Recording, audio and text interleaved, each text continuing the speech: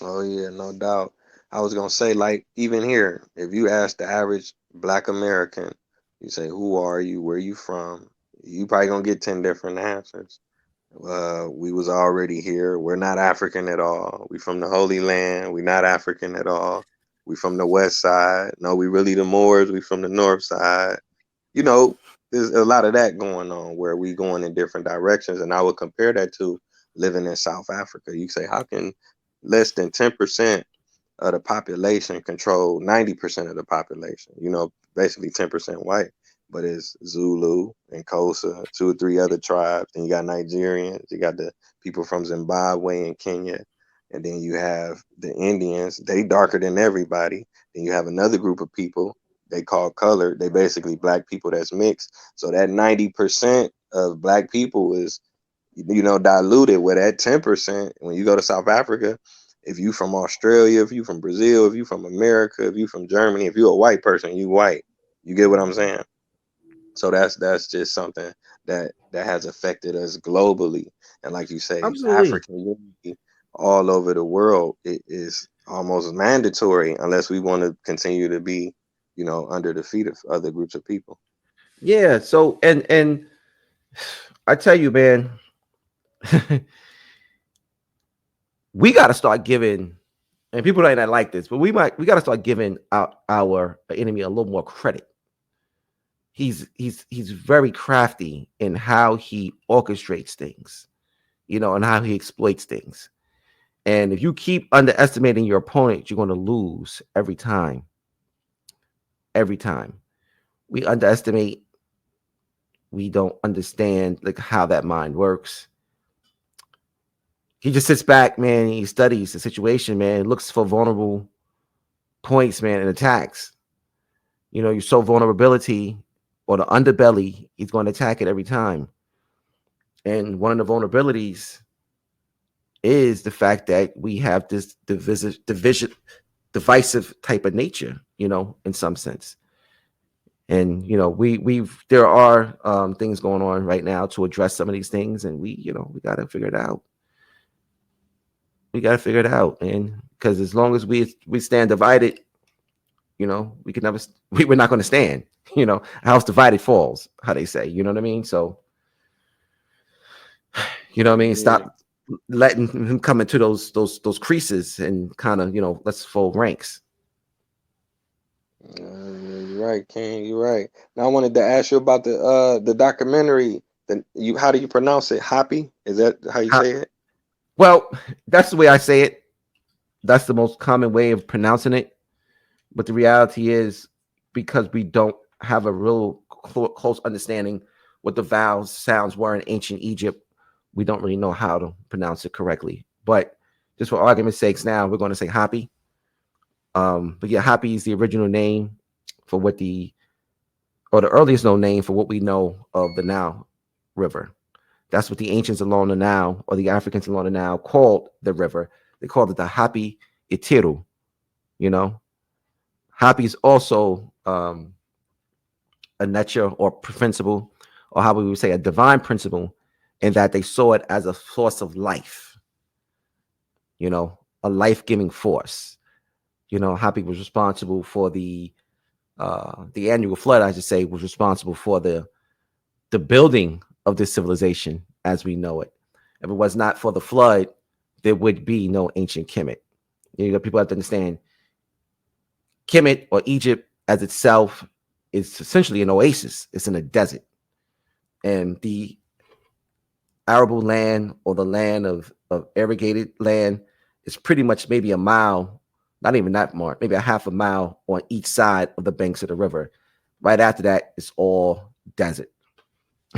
In order to keep those lands cultivated and livable, that land pretty much uh, relied on that river and that flood system that happened once a year, which made the land of the earth so fertile from the rich silt that was brought from Ethiopia. The Nile River is the only one of the rivers in the world that flows from south to north. And as the floodwaters would push forward or northwardly, it would bring the fertile silt from Ethiopia that would be planted in the ground in Egypt. And from that, crops are yielded several times a year. And this surplus of crops allowed the people to think beyond, damn, my stomach is hurting. When you think beyond, damn, your stomach is hurting, your mind is free to be creative and think about things like Sirius B, Sirius A. How do we line the pyramids up with the Orion constellation? How do we build these temples to mirror creation? How do we perfect a science of mummification? How do we come up with mathematical formulas? You know what I'm saying? How do we devise the world's first spiritual system?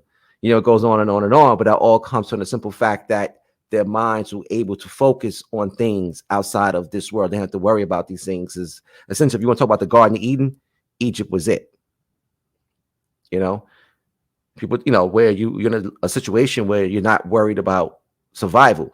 You're not in survival mode, and all too often, especially nowadays, our lives are predicated on survival mode where we cannot focus on things of a godly nature. They did not live in a world like that. And, everyone was farmers.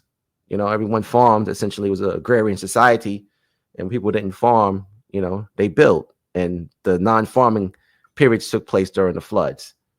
So HAPI is such an integral part of Nile Valley civilization. And for us today in the HAPI movement, we understand HAPI to also represent unity. Because if you look at the HAPI symbol, I wish I had an image to show. It's actually it's signed for unification. You know what I'm saying? They used HAPI to symbolize the unification of upper and lower Kemet. What I like to say more so the upper and southern regions of Nile Valley civilization. And when you had the lotus plant, and it was symbolized, with the lotus plant and the papyrus plant, and the double HAPI of the south, HAPI of the north. The lotus plant grows primarily in the south.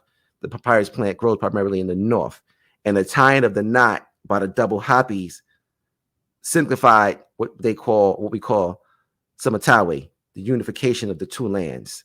So it always was about unity. You know what I'm saying? And if you really think about the historical piece of Egypt and how it went through as many ups and downs, the down periods always came at a period when Kemet was divided. Always came at a period when it was divided.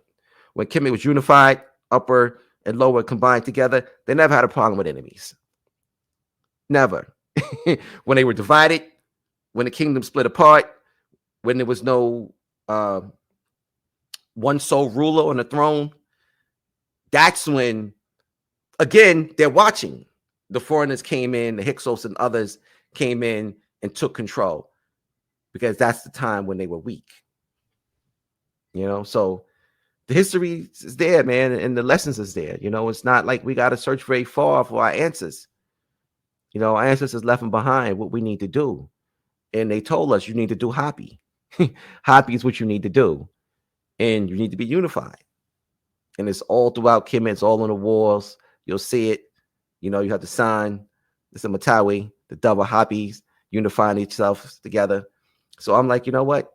HAPI represents the Nile, represents, we talked about the economics in the film. And that's another piece, because we have to understand what ancient life was like. There was no money.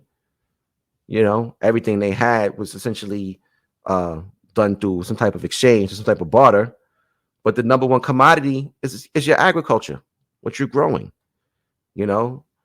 and that system of finance set the stage for the world's first great mega economy, which is Kemet, which all came from the produce that was yielded from the HAPI.